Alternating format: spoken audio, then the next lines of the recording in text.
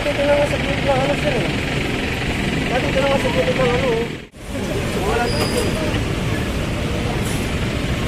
Start mo, pag bibigyan kita, pag start, pag hindi.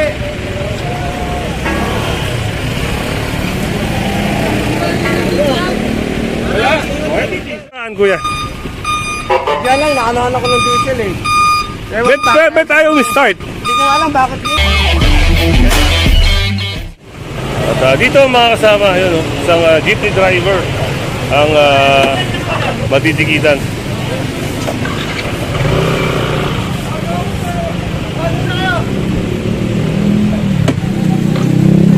Kasama natin si Sir Joey.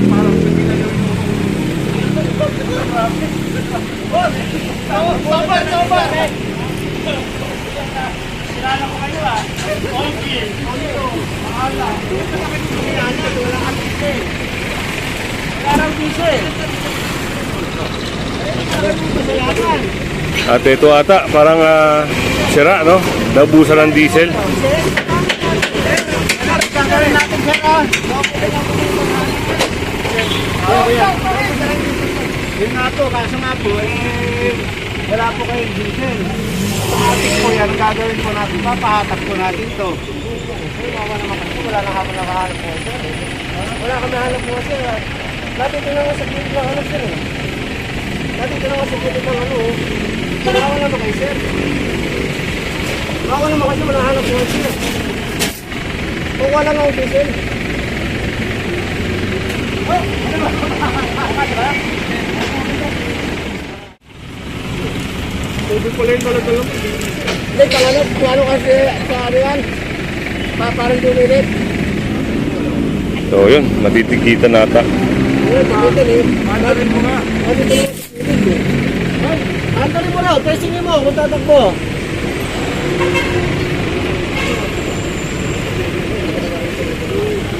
Sabi mo, diesel lang ha? O, diesel lang. O, sige, sige. Panakoy mo. Start mo, pag bibigyan kita, pag start, pag hindi.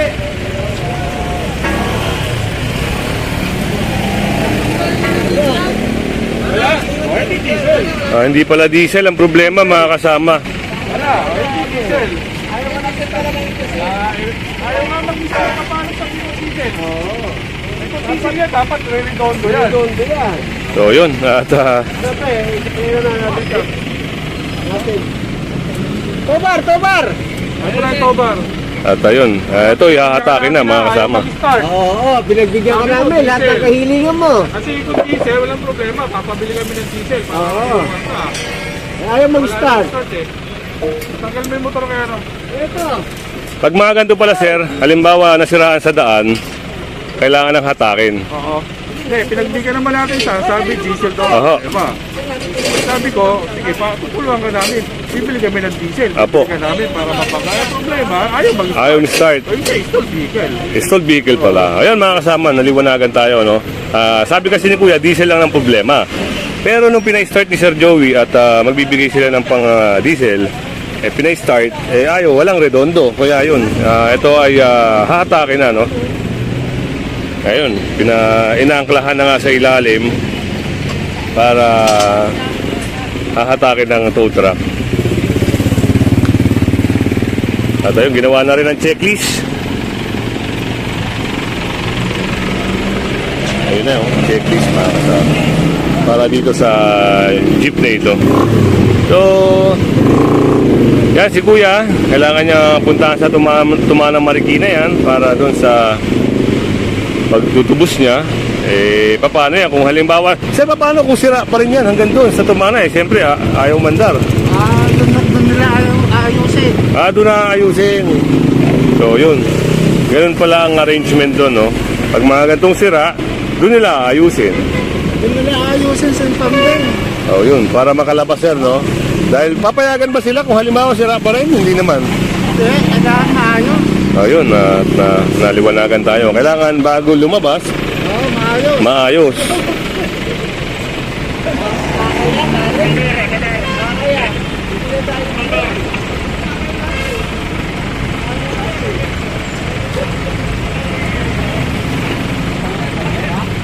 So yun na, Kuya.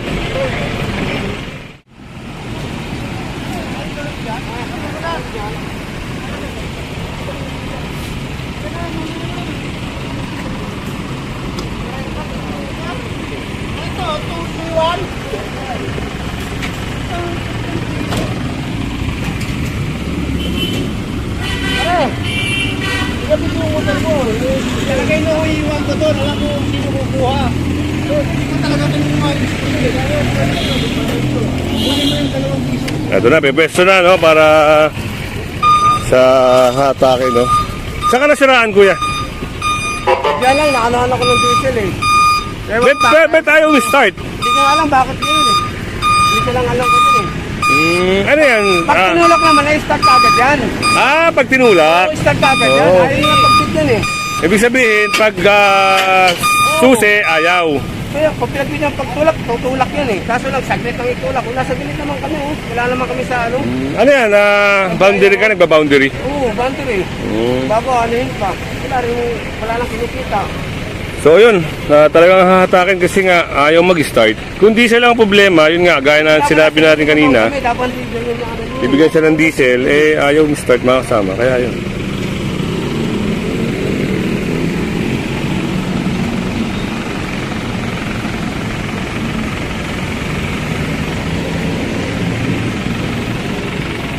Ayun na, sinampahan ng taga-tow truck, no? Para hatakin na.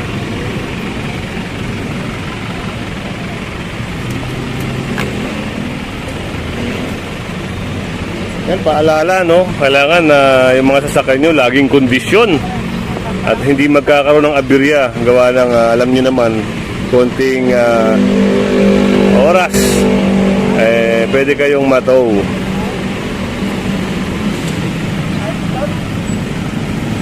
Ang pinasabi ni Kuya, pinapaliwanag niya, nawala ng diesel.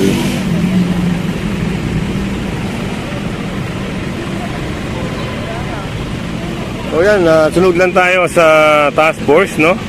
Ito nga, hatake na.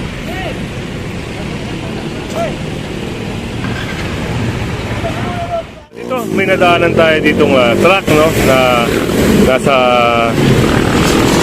bangketa.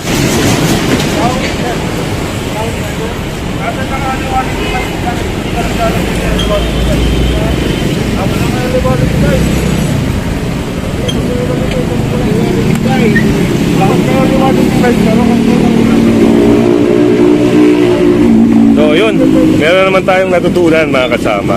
Ngayon, kung ganito palang nasiraan kayo, kailangan meron kayong early warning device na makikita ng mga tao. Dahil kung hindi, yun, kasama rin pala to sa violation, no? At wala silang hindi sila naka-hazard.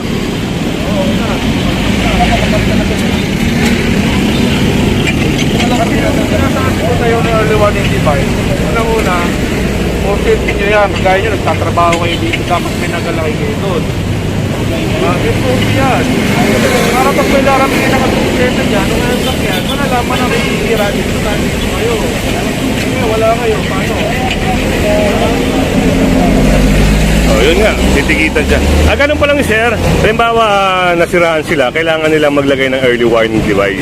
Standard yan, standard operating procedure yan, para malaman ng parating ng truck yan, na meron hira dito. Meron gumagawa dito ng tao.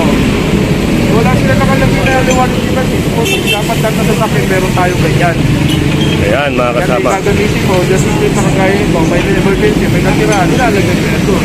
Yun, mayroon na naman tayong nalaman. Wala, sa mga parating na sasakyan. Okay, at salamat Sir Joey, no? Meron tayong natutunan na kailangan pala, yan, pag halimbawa nasiraan ka, meron kang early warning device. At siyempre, naka-hazard ka. Yun, titikitan nga si Kuya. Titikitan na po. At isang napakadelikado, no? Naputukan pala. Parang naputukan sila rito ng gulong.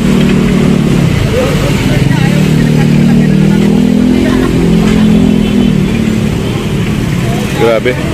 Sobrang pudpud na yung gulong ng truck na ito.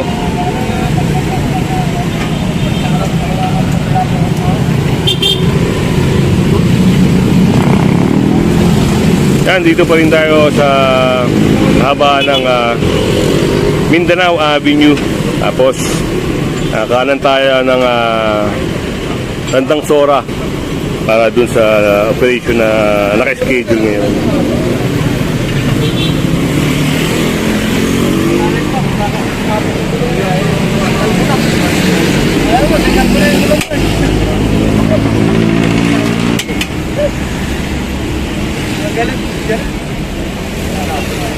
Parang nagagalit pa ata yung amo. Ay, saan naputukan kayo? Pumutok po eh. Oo. Ano yan? Na parang rentak, ano? Rent. Hindi po, sa pure gold po yan. Sa Pure Gold. Parang sobrang putput na sir, ah. Pagod na po eh. Hindi na pinapalit na may-ari yan. Tinipid po eh. Ha, sir? Eh, paano ngayon? Kung magtitipid sila, magtitipid, tapos ganyan, puro Issue po. perwisyo, no? So, yun. Kita nyo naman. Ayun, pumutok yung gulong nila.